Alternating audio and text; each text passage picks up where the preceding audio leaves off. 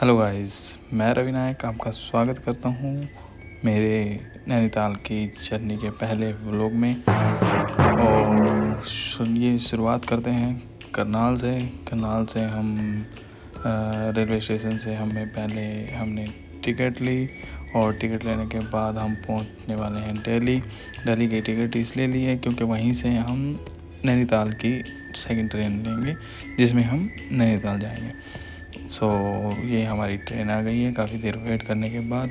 तो ये मेरे सामने मेरा दोस्त जा रहा है और फाइनली हमें सीट मिल गई। और तो सीट पे बैठने के बाद कुछ ऐसा व्यू नज़र आ रहा है और उसके बाद बाहर का व्यू कुछ इस तरीके का नज़र आ रहा था। जैसा कि आप देख सकते हैं, दिन के 1 से 2 बजे का टाइम हो रखा था इस टाइम पे। और ये थी हमारी टिकट दिल्ली की। और इसके बाद ये कुछ व्यू था हमारा ट्रेन का।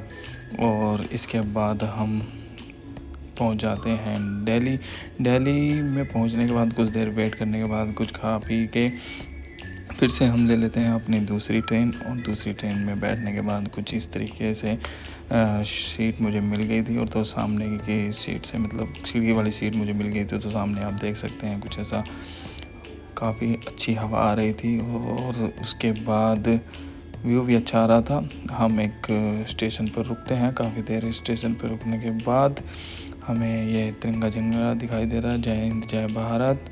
और ये अमरोहा रेलवे स्टेशन था जहाँ पे टीटी भाई साहब भी घूम रहे थे, हमें देख रहे थे ब्लॉग बनाते हुए। ओके, तो दैट्स इट। तो फिर उसके बाद हम चल पड़ते हैं अपनी जर्नी और काठगोदाम पहुंचते हैं। काठगोदाम पहुंचने के बाद ये बाहर का कुछ व्यू इस तरीके का था। यहीं से हम लेते हैं अपनी कैब। 6-7 घंटे के सफ़र के बाद ट्रेन के हम लेते हैं कैब और कैब में बैठ जाते हैं।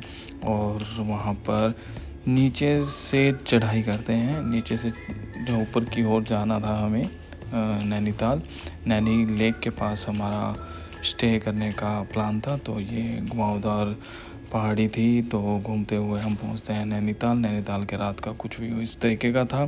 तो यहीं पर हम लेते हैं होटल। और ये है मेरा होटल था जहाँ पे हमने स्टे किया का नज़र आ रहा था। होटल से व्यू कुछ इस तरीके का नज़र आ रहा था। मिलते हैं नेक्स्ट पार्ट में।